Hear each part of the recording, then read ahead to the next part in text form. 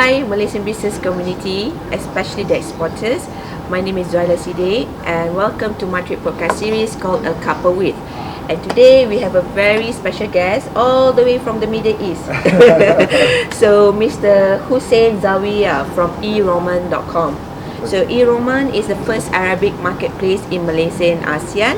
They connect online sellers with the Middle East buyers.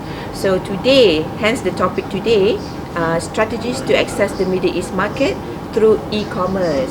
So Hussein, you're going to help me and the audience out there understand better how they can access the Middle East using e-commerce. Definitely. Alright. So can you, before we start, can you just tell us briefly about eRoman?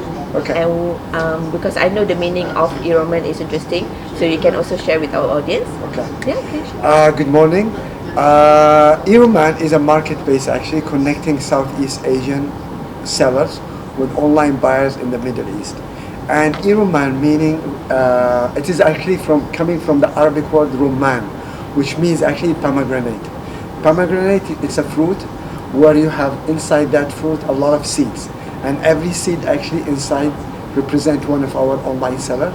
And actually we are bringing all the online sellers that are based in Malaysia and Southeast Asia to the Middle East market, helping them and facilitating their job to penetrate that market and sell their products in the Middle East market. Thank you so much, Hussein. That's a very good introduction on eRoman. So before we start, I think it's important for the audience to understand about e-commerce in the Middle East. Okay. You know, and I understand it's a rising trend at the moment. Yes. So can you share the state of e-commerce in the Middle East at the moment? Actually, e-commerce in the Middle East is just started. It's like when Lazada started in Malaysia in 2012 and 2011. So today e-commerce is very advanced here in Malaysia, but in the Middle East is still at the starting stage. The retail market in the Middle East is about $300 billion, and e-commerce makes of that about $6 to $7 billion.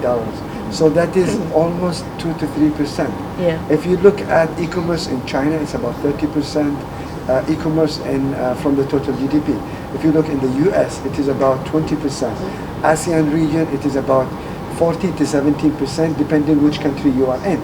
But in the Middle East, it's from 2 to 3%. So the growth opportunity there to grow in that market is still huge, and the market there is still e-commerce is still at the beginning stage. So it's a good time for online sellers based in Malaysia to come to the Middle East, sell their products, and more important thing, the online sellers that are in Malaysia, they have a lot of products, quality products that does not exist for the online buyers in the Middle East, and therefore these online sellers can in fact penetrate and do very well in the Middle East market.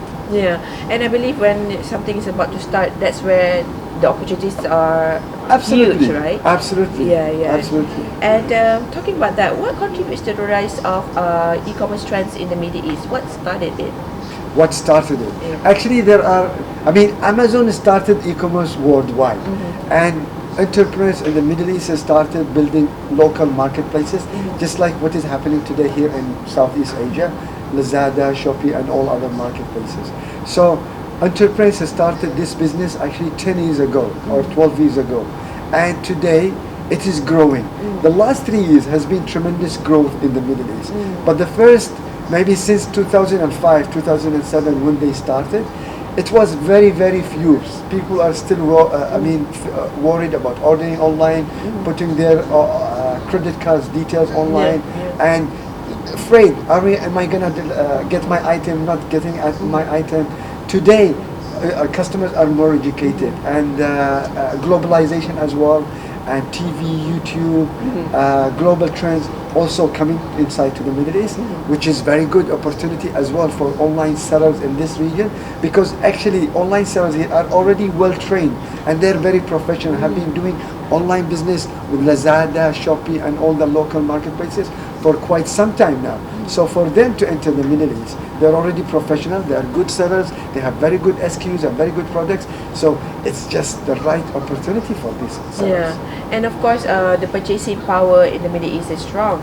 Exactly, exactly. For example, if you go to Qatar, it's a small country, but GDP per capita per individual is about almost 100,000 US dollars per year. If you go to Saudi Arabia, you're talking about 42 to 45,000 US dollars per year. UAE is even higher. So all these GCC countries that are rich with oil resources have high income. Their citizens have high income, and therefore this is an opportunity for the online sellers today in Malaysia. Rather than they stay in their market and compete with each other, lowering their profit margins, they can go on or seek new opportunities with cross-border platforms like eRoman.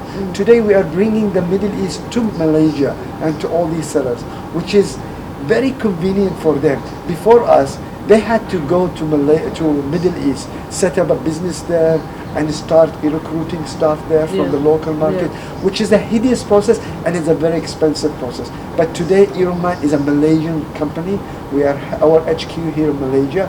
We come from the Middle East with a very good knowledge of the Middle East. We have an office in Dubai. We have an office in Dubai, UAE. We have an office in Jeddah, Saudi Arabia. We also have an office in Sana'a. Now we are going to Cairo, Egypt. So this is the right platform for them to go to the Middle East. And of course, there are around 22 markets in the Middle East. Yes, there are.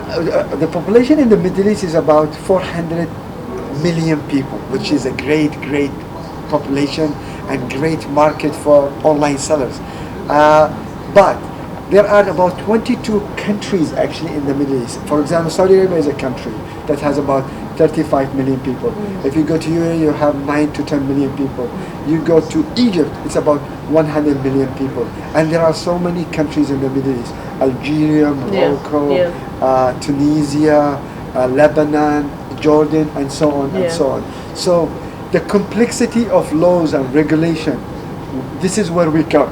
We come to help the online seller to penetrate every country with having a good knowledge about each country, regulations, laws, and requirements. Because every country behaves very differently when it comes to trade. Exactly. Of course. But of all these countries within the GCC, right, which would you consider the most vibrant that Malaysian companies can consider? Definitely UAE is the most vibrant country in the Middle East.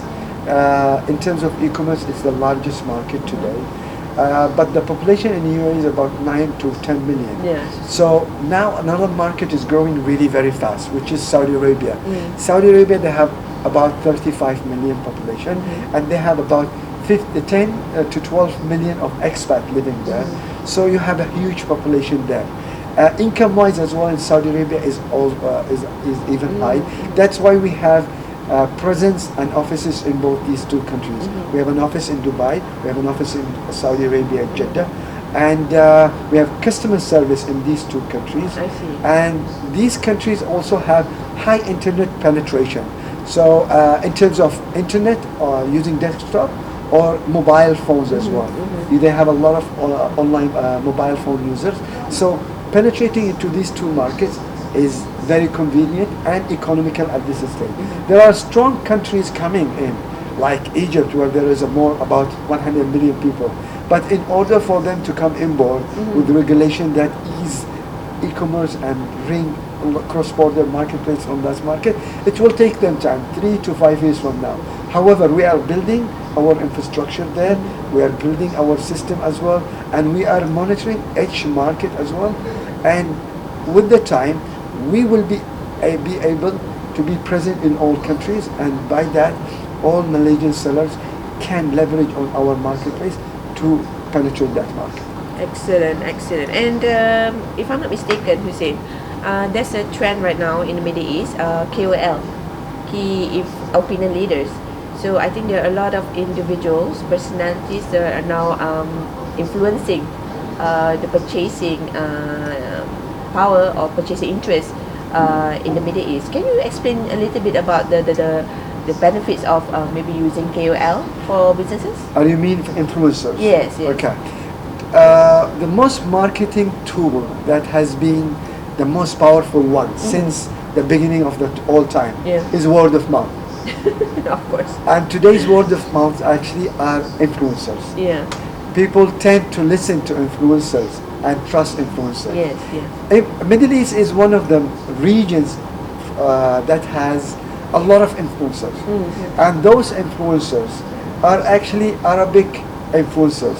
Some of them they don't understand English, and some of them they do understand English, but they are actually mainly focusing on their channels, either if you call Instagrammers, Facebookers, Snapchatters, and Twitters. So all these guys are people that we coordinate with and we work with closely every day. We are even building a new influencers platform to help our online sellers. On eRoman? Not in eRoman, but it's a subsidiary and a sister company to help actually online sellers that are based here to leverage on these influencers to create the awareness for their brands. As you know, Malaysian brands is very good. There are so many brands that are doing very good in this market and is very well known in this market. The only thing is maybe they are not known in the Middle East. So this is where we work closely with influencers, working with them and telling them, please promote for this brand. We have this brand in terms of health and beauty, cosmetic brands, fashion brands, maybe accessories or bags or whatever. So those influencers are the word of mouth of today's world actually. But is it costly, Hussein, to get an influencer's help? Definitely it is costly. Definitely it is costly. But because we have the knowledge there, we don't only leverage only on large influencers that have millions and millions of followers. Actually, we lies also with micro influencers who have like 100,000 followers to 150,000. And to be honest with you, these influencers are more powerful than even the big influencers. The reason behind that, as you may know, is the engagement. All these singers or celebrity, they truly have like 3 million, 5 million followers, but in terms of engagement, they are actually too busy to engage with their audience. However, these micro influencers who has 50, 100 to 200,000, they're always engaged. They want to create good content for their people.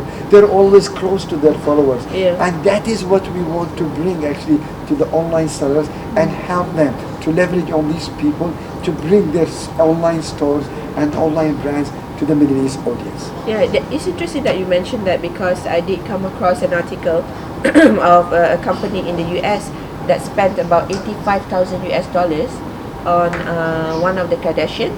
But the return is huge. No, in this case, not really. Really? Yeah, because they're so popular. Like what you mentioned, the engagement. The engagement, very true, very true. That is the trend today. Micro influencers is growing today, and that is what we are leveling from the statistics that we see. Micro influencers who has a strong focus on their channels, either YouTube channel or Instagram channel, whatever. Those people can bring conversion to the online buyers. And of course, you said eRoman is one of our eTRADE program's latest eMarketplace. The first one for the Middle East market. So can you share with us, since your collaboration with eTRADE started, how's that been, and what do you think of eTRADE? It's amazing. As for the eTRADE program, I believe it's a great program. And the reason why, because it supports actually the local SMEs and give them a leverage and knowledge on those platforms that are strong and can add value to them. To be honest with you, I wish such kind of programs that happens in the Middle East. But Malaysia always is doing very great steps in that direction. And this program is actually bringing marketplaces such as our marketplace after filtering. Because when we came to this program and all the partners that are coming to this program, they just don't come like in one night. They are coming after a lot of analysis, a lot of study from the government, and they came on board. And that is the knowledge that maybe the online buyers, sellers actually don't have. So the government is bringing to them actually solid platforms, strong platforms that can add tremendous value to their business. So in terms of eTRADE program and the services we are providing today through the eTRADE program is amazing, because we are providing free banners in our landing page. We are providing also free posts in our social media. We are also providing as well influencers campaign as well, one influencers campaign to our SMEs, and we are providing registration free and so many actually other services through the eTRADE program. And normally SMEs, if they go and seek all these services, it might cost them even more, and they might not even getting the same impact when we work, if they get this through the government and through the eTRADE program. Yeah. So Hussein, I think a lot of the companies out there might be wondering about strategies and how they can kickstart their business or selling to the Middle East. What are the tips that you can share with the Malaysian business out there? Definitely, the first thing they have to do today is to register under our marketplace, which is eRoman. So once they register in our marketplace, we will approve their online store, and then after that they have to upload their products. Once they have uploaded their products, we take their products, we translate that into Arabic language, we do SEO for them into Arabic language, and by that they have the first step, which is having an online presence in that region. Without doing that, they cannot be presence online, and especially on that region, because that region is an Arabic content region. If you want to go to that site, buyers there, the first thing they will search in Arabic language. Yes. So if they don't have their content in Arabic, they don't have SEO in Arabic, then their chance to pop up in the search engine when people try or wants to buy products, it will be zero. Yeah. Unless the customers there go and search for their products, they search for their products in English, then they have a chance. But also the competition is very, very high. So one a differentiation way they can differentiate themselves from other sellers that they are selling today in the Middle East from outside the Middle East is having the content in Arabic, having an SEO in Arabic. So once they do that, then we will do a lot of marketing activities with them. We do influencers marketing, we do affiliate marketing, we do social media marketing, WhatsApp marketing, email marketing, and there are so many tools that we can use together and leverage in order to bring them into the Middle East. And they don't have to go there, they don't have to set up a company there, they don't have to recruit a staff there, and they don't have to worry about their payment, logistic, or whatever. We handle everything for them from A to Z. Okay. Right. Thanks so much, Hussein. We're reaching the end of the program. Yes. But to all the exporters out there, take note of what we discussed today. Consider Middle East and do your due diligence. Do your market research. For example, you can come to the library that we're at now, called Business Information Center. So it has tons of market reports, and it's open to all Malaysian companies, and you can access it free. So come to Menara Matrade Level 2 of East Wing to Business Information Center. So once again, thank you so much. It was very useful tips that you are sharing today. Thank you very much. And we wish you all the best with Thank e-Roman. Really And appreciate it. take note of the language barrier. That's very important. Definitely. Yeah. So Hussein, before we end the program, the show today, there's something that the guest has to do. Yes. You got to drink whatever we put here. Don't worry, no poison. We're supposed to have coffee, but we ran out of coffee, so we have Milo. Beautiful. Malaysian Milo, my favorite. You love Milo? I love Milo. Okay. Yeah. All right. Okay. Okay. Alright lah. Alright. Oh, Not bad, wow. So this is not a Thank you. promotion for Milo. But thank you once again. So we hope you can catch this episode and you find it very useful. And we hope to see you at the next one. Definitely. Okay. Bye. Thank you. Bye.